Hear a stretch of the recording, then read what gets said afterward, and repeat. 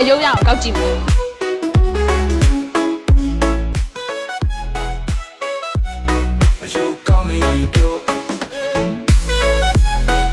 အဲ့တော့နည်းနည်းတော့ဘေးဘက်လေးကိုလုပ်ပြရမှာပေါ့နော်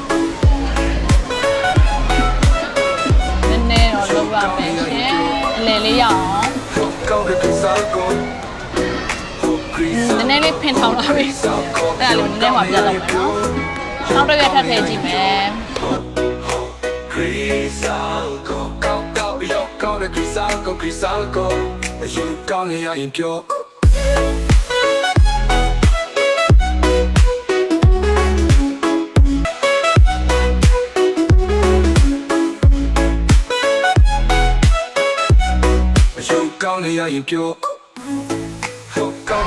ရပြန်ဘူးဒါမဲ့အားမစောပါ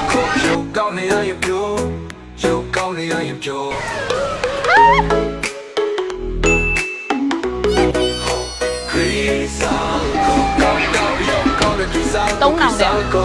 ဒါရခဲ့တယ်ကျင်းနေပါတယ်တုံးအောင်နဲ့အယုံလေးတွေကိုရခဲ့တယ်အခုဆက်မှာထပ်ပြီးတော့ try ကြည့်မယ်